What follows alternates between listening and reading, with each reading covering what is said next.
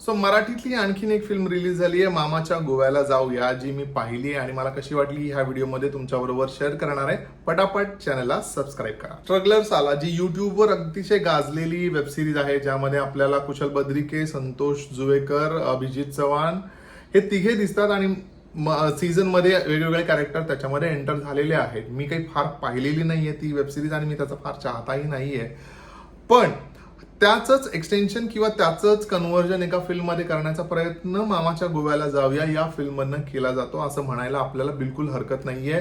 कारण तोच प्लॉट आहे आणि 3 स्ट्रगलर मित्र आहेत, ते एका ट्रिपसाठी गोव्याला जातात, एका चौथ्या मित्राला घेऊन जातात. त्या चौथ्या मित्राला बकरा बनवायचा असतो, पण गोव्यात गेल्यानंतर यांना वेगवेगळे सरप्राइजेस मिळतात आणि त्या सरप्राइजेसमुळे काय गोंधळ उडतो किंवा काय काय अख्ख्या ट्विस्ट येतात आणि यांना काय काय करायला लागतं ते सगळं आपल्याला ह्या फिल्ममध्ये पाहायला मिळतं. मामाच्या गोव्याला जाऊया. फिल्मचं लेखन दिग्दर्शन केलंय विजू माने यांनी आणि त्याची निर्मिती देखील त्यांनीच केलेली आहे. मला प्रोडक्शन व्हॅल्यू अतिशय नॉर्मल एव्हरेज प्रोडक्शन व्हॅल्यू वाटलेली आहे. आणि जर का मला सांगायचं झालं तर ह्या फिल्ममध्ये ज्या प्रकारे कथानक सांगितलं गेलंय त्यातही मला काही एक्स्ट्रा ऑर्डिनरी असं काहीच वाटलेलं नाहीये.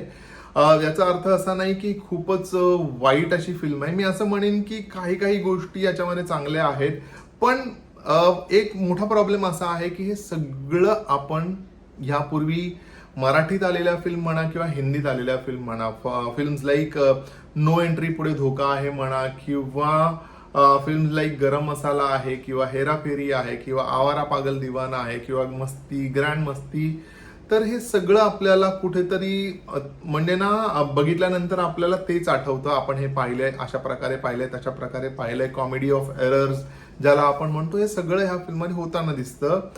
फिल्मचं प्रेझेंटेशन एका वेगळ्या प्रकारे करण्याचा प्रयत्न विजू माने यांनी केलाय, पण तो खरंच काय म्हणतात त्याला अप्रिशिएटिंग आहे का, तर to certain extent yes, but त्याच्यामुळे होतं असं की खूप गोष्टी फिल्ममध्ये पुन्हा पुन्हा रिपीट होतात, पुन्हा पुन्हा पाहायला लागतात आणि फिल्मला एक स्ट्रॉंग ग्राफ नाही आहे, त्यामुळे काही गोष्टी रॅन्डम वाटतात. त्या 3 मुलींचा सिक्वेन्स जो आहे तो शेवटपर्यंत जो ठेवलेला आहे तोही मला फार अपिलिंग नाही वाटला. तो सुरुवातीला त्या 3 मुली असत्या नसत्या काही फरक पडला नसता. त्यामुळे अगेन प्रत्येकाचा आपापलं चॉईस आहे, पण मला जे वाटलं ते मी सांगतोय. त्यामुळे फिल्म स्ट्रेची वाटते, खूप लेंदी वाटते आणि असंही होतं काही वेळा की फिल्म कधी संपेल.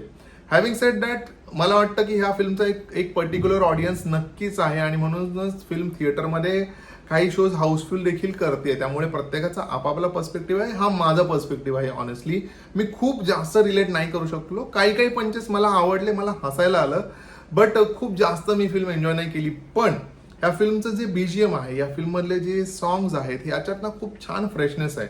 हे मी नक्की छाती ठोकपणे सांगू शकतो. मी ते खूप एन्जॉय केलंय. म्हणजे अतिशय मॉडर्न टच असणारं, अतिशय काय म्हणतात त्याला आत्ताच्या जनरेशनला रिलेट करता येईल अशा प्रकारचं म्युझिक, अशा प्रकारचं बीजीएम आणि फिल्मचं जे एडिट आहे तेही मला आवडलंय. एडिटही खूप उत्तम प्रकारे केली आहे फिल्म, पण अदरवाईज एक ओव्हरऑल इम्पॅक्ट सोडते फिल्म. एक ओव्हरऑल अशा फिल्ममध्ये फार इम्पॅक्टही नसतो ऑनेस्टली स्पीकिंग, बट आपल्याबरोबर काहीतरी एक गोष्ट फिल्ममधली राहायला हवी किंवा आपल्याला काहीतरी फिल्मने, मला असं ठाम मत आहे की फिल्म बघितल्यानंतर आपल्याला काहीतरी त्या फिल्ममधनं वाटायला हवं.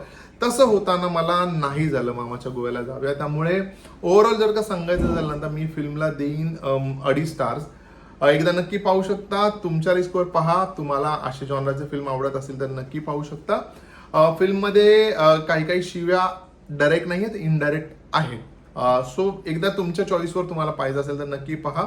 आपण भेटूया पुढच्या रिव्ह्यूमध्ये. तोपर्यंत स्टे ट्यून्ड.